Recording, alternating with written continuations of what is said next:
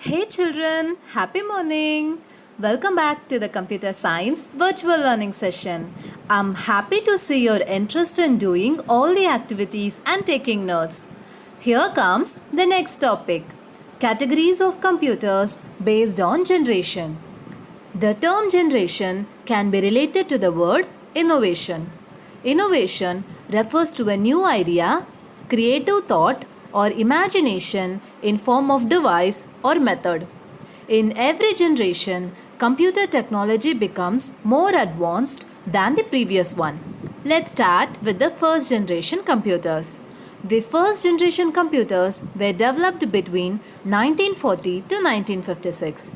These computers were based on the use of vacuum tubes. Vacuum tube is an electronic tube that controls electronic current flows. Data storage was based on magnetic tapes. Magnetic tape is a medium for magnetic recording made of a thin magnetizable coating on a long, narrow strip of plastic film. These computers relied on machine language to perform any operation and could solve only one problem at a time. The input was based on punched cards and paper tapes. Output was displayed on printouts, that means printed papers. Punched cards are paper cards in which holes may be punched by hand or machine to represent computer data and instructions. They were a widely used means of inputting data into early computers. These computers were slow, expensive, large in size, and consume a large amount of energy. The examples are ENIAC, EDVAC, and UNIVAC. Next, we move on to second generation. The second generation computers were developed between 1956 to 1963. The second generation computers used transistors in place of vacuum tubes. Like the first generation, these computers relied on magnetic tapes. As you all know, machine language is a language consisting of binaries, ones and zeros, that can be directly executed by a computer, while an assembly language is a low-level programming language that requires software called an assembler to convert it into machine code. Second generation computers moved from machine language to assembly language. So it allows the programmers to specify instructions in words. Fortran, COBOL, and BASIC languages came into existence in this generation. These computers were faster, cheaper, smaller, and more efficient than the computers of first generation. For example, IBM 1400, IBM 350, etc. Next, we move on to the third generation computers. Integrated circuits called IC were used as the main technology in these computers. Magnetic disks were used for the storage. A magnetic disk is a storage device that uses a magnetization process to read, write, rewrite, and access data. It is covered with a magnetic coating and stores data in the form of tracks, spots, and sectors. Hard disk, zip disk, floppy disk are common examples of magnetic disk. Pascal and RPG languages came into use during this time.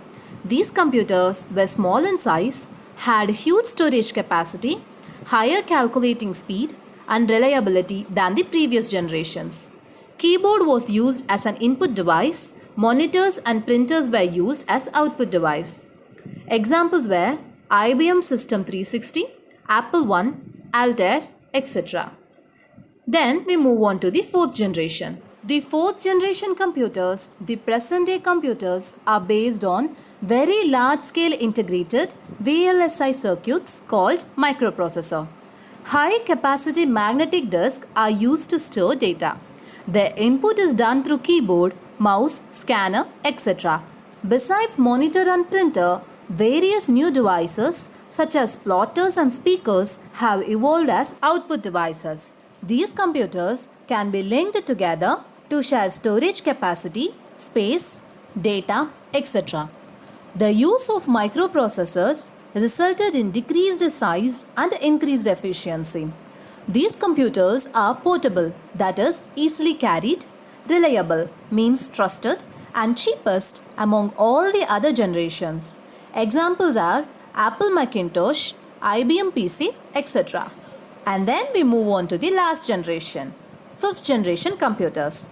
The fifth generation computers involve artificial intelligence called AI, where computers can behave, think, and react in the same way as humans do. These computers are still in development, though there are some applications such as voice recognition that are being used today.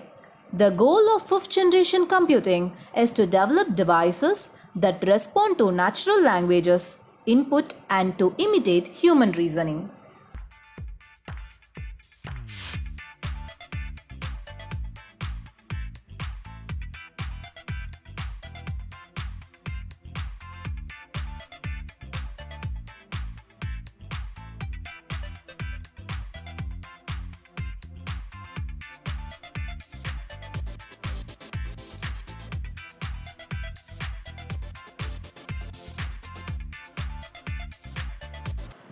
Let us conclude this session with a small recap of the technologies used in each generation of computers.